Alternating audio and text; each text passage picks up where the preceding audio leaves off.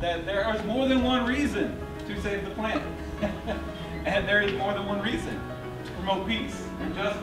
And all of those things need to happen together. UofL is committed to doing that and to weaving sustainability into all that we do. And that's what our council tries to achieve. It's a very difficult task. But we invite you to get more engaged in this effort. We invite you to make personal changes in your own lives that will promote peace by saving the planet. You can learn about some of those at our table. What does peace look like to you?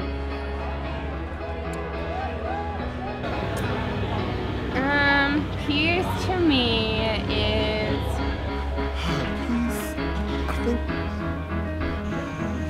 Peace looks like What does peace look like to me? Peace is a world without trouble. I think it takes many different things, but I think maybe the number one thing is peace on an individual level. Of course, I'm saying this as a person in psychology, so I look at the individual more than the society, but you know, I think peace does start with you and having a sense of inner peace. When you have that abundance in your life, you want to spread it. It just overflows naturally and you want to help others. But when you don't have that, it's really hard to give what you don't have. Mm-hmm. And so, you know, you're always sort of in a place of wanting and not really having. So I think inner peace is where it starts. Okay. Peace looks like every human being in this world loving each other and treating each other the way we want to be treated. It starts with love. If everybody would just love each other, we would have peace. I think it's just, you know, everybody treating everybody the way they want to be treated. You know, act like you would expect others, you know, be towards you. And when we do that, you know, it's just going to be a lot more calm place, you know. oh my god.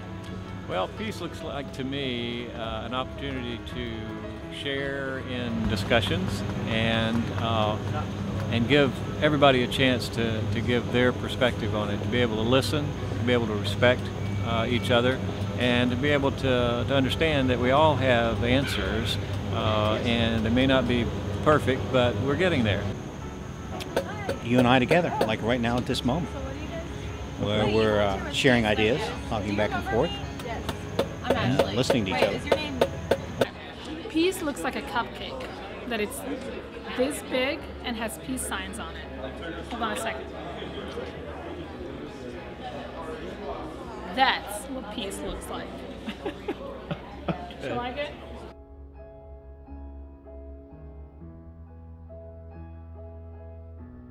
Do you think peace is possible? Yeah. Yes, I do. But we have to become intentional in teaching it. We can't just assume that everybody is going to naturally be peaceful and non-violent. So if you go in a history class nowadays, how much of it is taught from war to war to war instead of from peace moment to peace moment to peace moment? So that when we go out into culture and society, we have a natural leaning towards violence and war. Of course, peace is possible.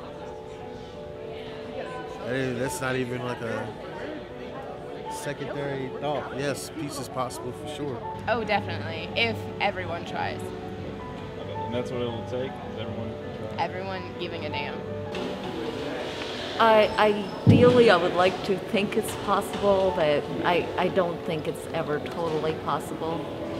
I think there's always some kind of conflict, whether it's political, ideological, I don't know, religious. There's always some kind of a conflict, and that's kind of the downside of human nature. I think peace is possible, but at the same time, we do have certain emotions such as anger and aggression that do need to be sort of distributed and exposed. Not in such a way that it causes harm to other people, but in a way that it gets it out of our system so that we don't keep that inside and let it get expressed in maladaptive ways. I think it's absolutely possible. I don't think it's gonna be an easy process to get there, but I think it's absolutely possible once people start thinking about it, once people start getting out there and talking and willing to have these difficult conversations about different issues, it's definitely possible. Well, there's many levels of peace. So like inner peace or world peace. I gotta be thinking it's possible if I'm doing all of these, right? Sure. Okay. Sure, it's possible. Do I think peace is possible? Well, I used to think so. I've gotten very, very discouraged. And the way the leaders are acting and the latest news every day is something that drags me down. If I might, I think that this person, Jean Edwards, is a testament to the fact that peace is possible. This is a woman who has been active in our community for decades, relentlessly, when there is a wrong committed, when there's a police brutality, racism, a war in Iraq or Afghanistan. Jean Edwards is there on the picket line, and she's out talking to people. She's out working for peace, writing for peace, talking for peace, day after day. It is very, very possible. A person like Jean Edwards gives me hope that peace is possible. That's beautiful. I'm going to engage her to be my manager.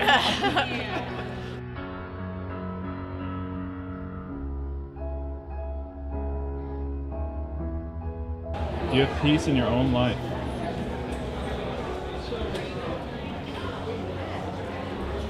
I think I do. Do I have peace in my own life? Yes. Is that the question? Yes. Do you have peace in your own life? Well, I think so. And I'm interested in social justice issues, so in that way, I try to be a part of the human community and work for others as well. I think that's really important for everybody to do. Okay. I have lots of peace in my own life. It's still a struggle because there are conflicts that we all encounter, and so finding the resolution to those conflicts is constantly a challenge, and we all have to be up to the challenge. Conflict is one of those things that we experience, and so we have to learn how to deal with it in a constructive and productive way. No. Because I have people in my life that don't follow my view of peace. Wait. You're saying since people aren't following your same ideals?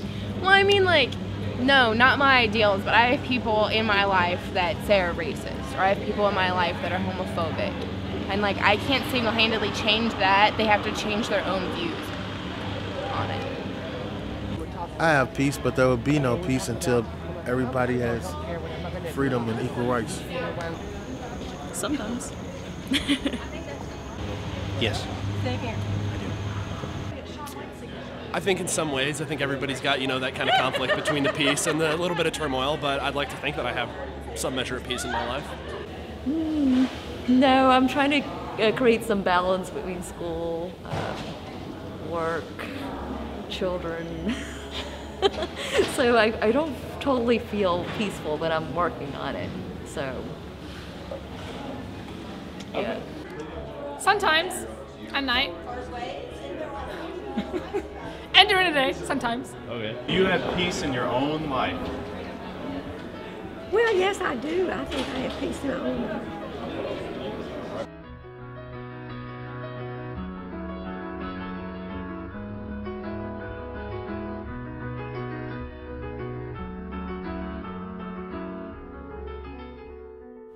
It came from Ross and from Barbara Burns and professors that just approached me saying, you're doing all these things. Don't you want to come and tell us from the students' perspective what it is that we need to do, right? Like, what do the students say? So I kind of went out and asked students, what do the students say? And, bringing the voice of the students to the table was a very fascinating experience because I realized that I wasn't an oddball, that I just wanted to do all these things because I was so special or, I was so alone in the city that I didn't know anyone. A lot of people felt like me. A lot of people wanted to be connected and wanted to have opportunities other than just studying on a book. They wanted to be part of an organization, part of a movement. And so with that came pretty clear that what the Project of Peace, Justice, and Comfort Transformation was right on with what we wanted, what we needed. So I was thinking about it a little bit, like, if you're an art history major, you probably want to go and work with a curator in a beautiful gallery in Florence, Italy, which is where I'm from. Well, if you are involved in issues of peace, this is where you want to be, right in this program.